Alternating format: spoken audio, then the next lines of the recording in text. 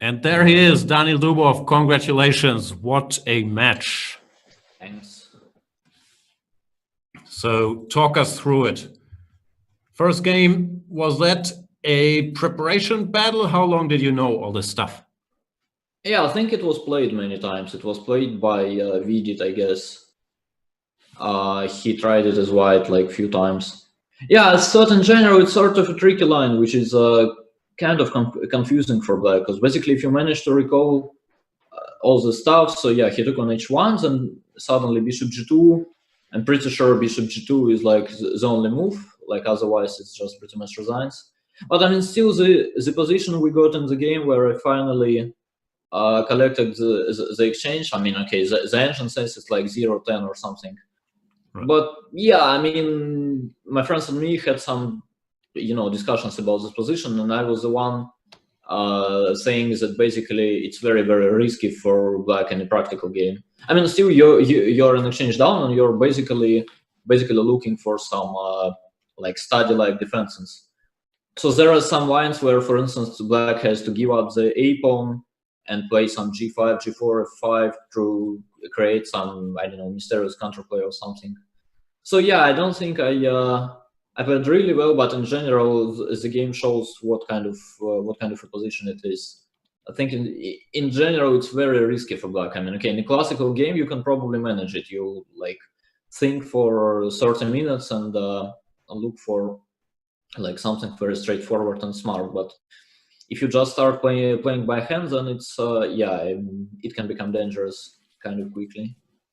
Yeah, Peter, you were praising this rook d1 knight d5 business, no? Yeah, rook d1 we missed in the analysis. I thought black was completely fine, and then I saw rook d1 being played, and I realized there was a very superficial understanding of what's going on. Yeah, I actually don't think what I did was that smart. I don't think collecting h7 this way was a very good idea. Machine likes it. Yeah, I don't know. I thought in the game, like, I was really surprised by knight b6. I expected him to play c3, to be honest. And then, okay, c3, king d3, you go knight b6. You go... No, maybe you don't go... You go knight e5 check, yeah. So you go c3, king d3 is only move here. c3, yeah. Yeah, you go knight e5 check, king c2, knight c4. Yeah, I mean, I don't know. At least it feels natural. Like, you start... You're pushing a pawn and jumping with a knight. It cannot be a very bad idea. And yeah, I mean, then I was... Yeah, I'll play something, I don't know, but... yeah, like rook e1, that was kind of my point. I was hoping for him to get to some stalemate here. But then even some king b5, king b4 was annoying, actually. Instead of knight s3 check, you just go king b5, and then after king b4, knight s3 check is a threat. I mean, obviously, it's not that I will lose it. It's like I can play some rook e8 or something, but I think it's quite likely that after some king b4, a3, I will be sort of forced to go for some repetition. Okay. I mean, anyways, that's what I thought. I don't know if it was any good or something. So. And in the game, it looked like smooth sailing. No, this knight endgame, it's just winning.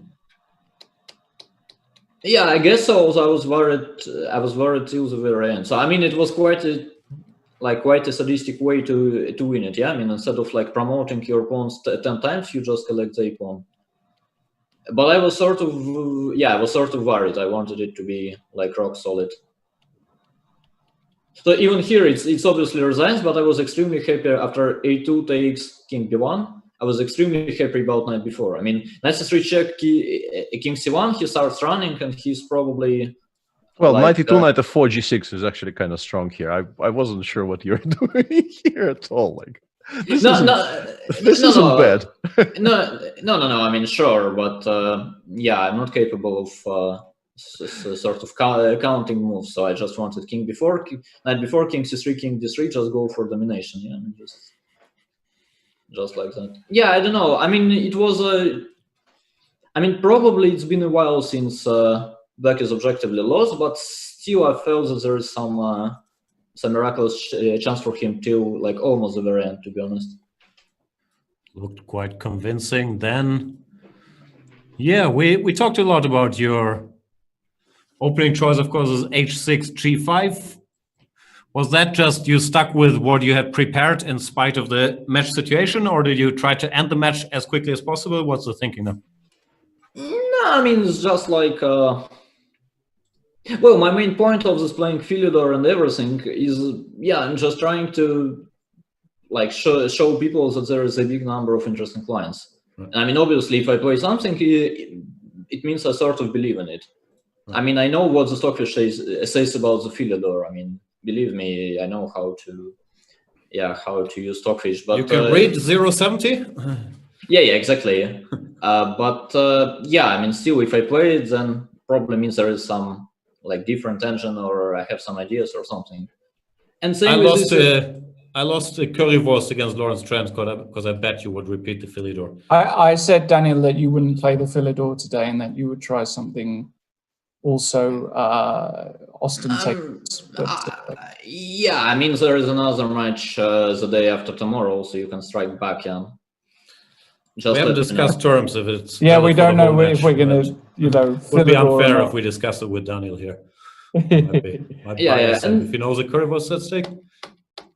And this line, I mean, as well, this, yeah, now I sort of play Philidor with covers reversed, right?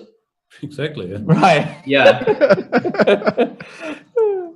I didn't know. So yeah, I mean, I thought, yeah, maybe white is, but yeah, I don't know. I just wanted to play something fancy, to be honest. And I didn't really care, like, if it's slightly better for white or it is not. I think the line in general is kind of okay. I mean, it is it's definitely far from big edge for white. I mean, it's not ridiculous for sure, and it kind of makes sense. Maybe it's just fine. Maybe it's like, I don't know, 0.20 or something, but it's not a joke anyway. And yeah, what he did felt somewhat strange to me, to be honest. It's a4, a5 concept, okay, a6, b6. So he tried to play like alpha 0, but alpha 0 plays h4, h5, h6, not a4. So so that's a mistake. Maybe it's played by beta 0. Yeah, probably. Wow. And then I think we got a very interesting position. And then at some point, yeah, after g3, I just sort of admired, okay, it's way too difficult for me. I mean, I was like down to 5 minutes, and he had, I don't know, maybe like 4. And basically, yeah, I was pretty sure that knight e6 is not a very good idea, but then at least I know what I'm doing at bishop d7, queen e7, castle long. And otherwise, I mean, okay, in a classical game, I would probably spend like 30 minutes here trying to figure out what's going on. I had some knight g2 check, I had knight d5.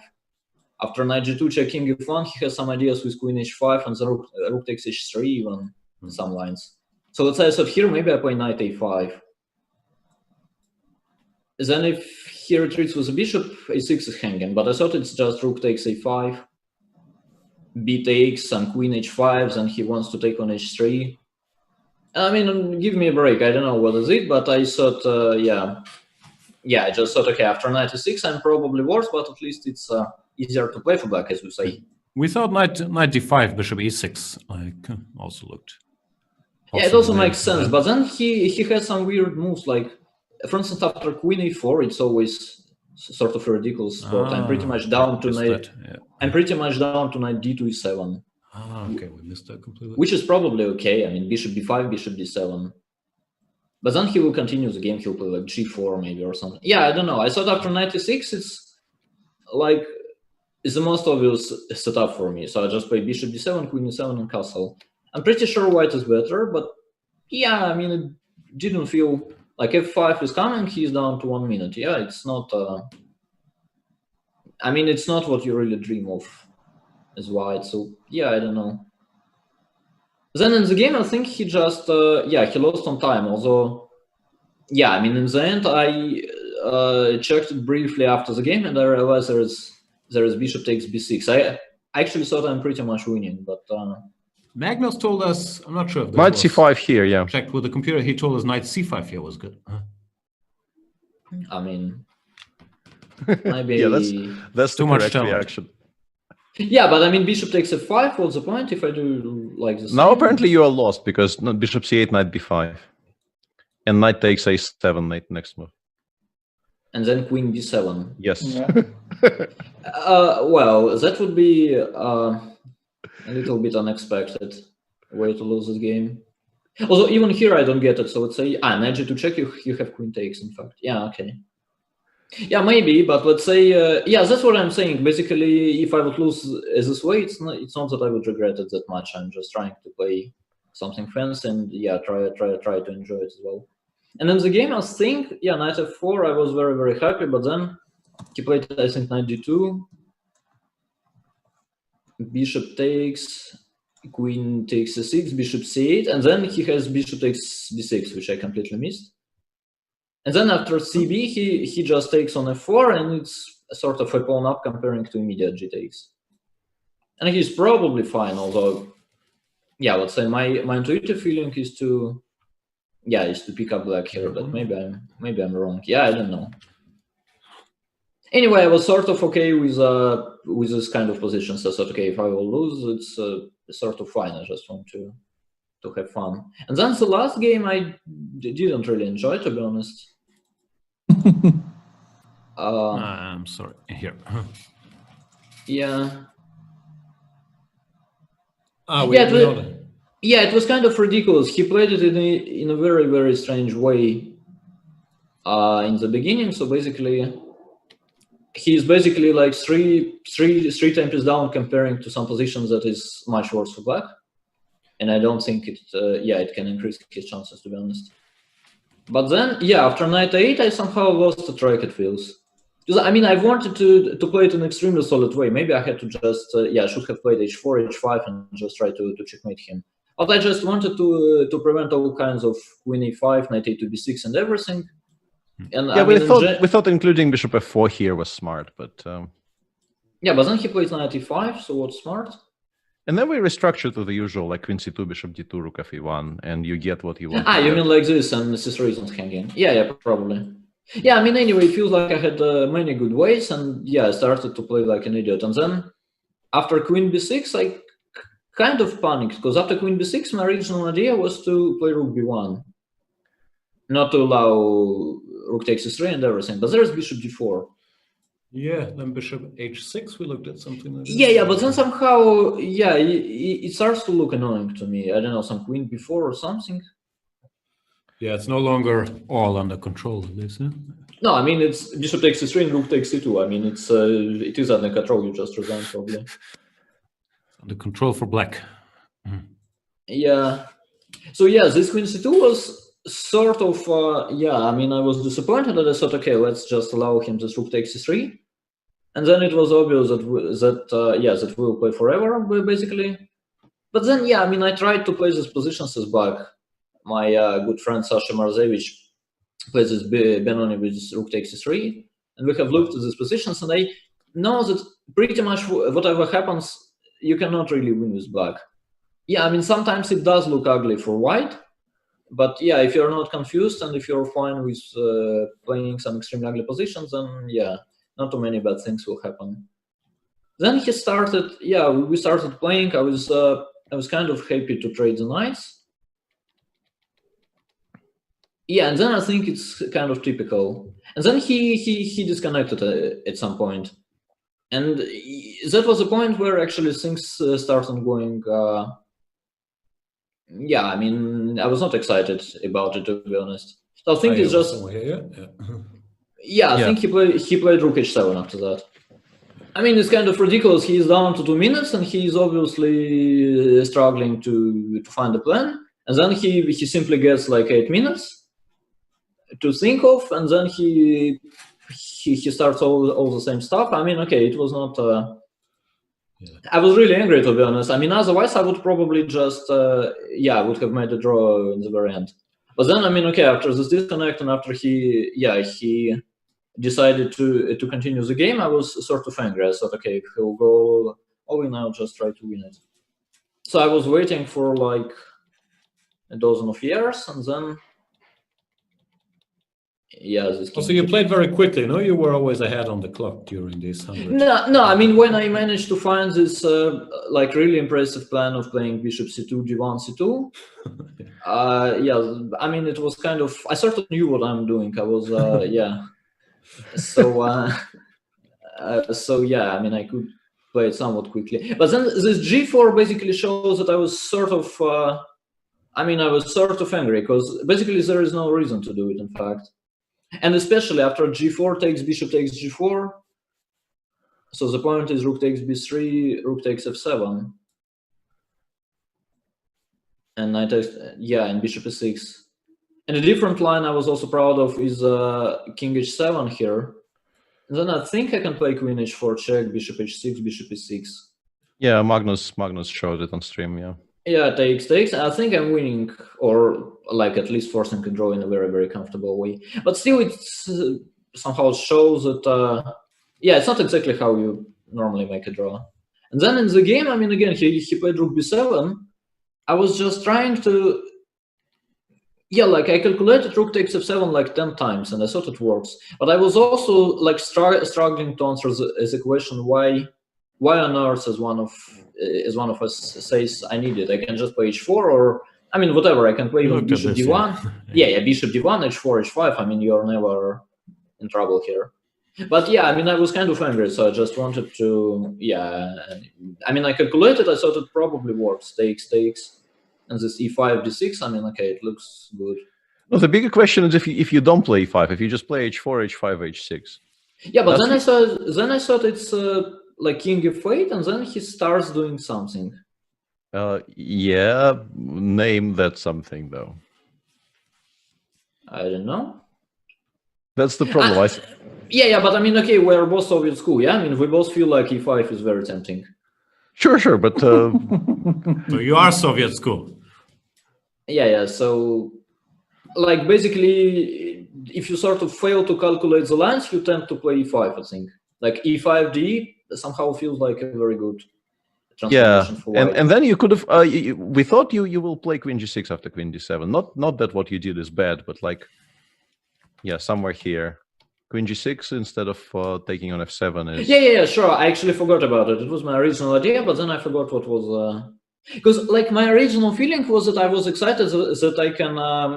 that would be weird, actually. Because my original idea was to, like, at very least, I said, I can force a draw by queen takes f7, bishop takes b7. And then he has bishop f6, which I missed.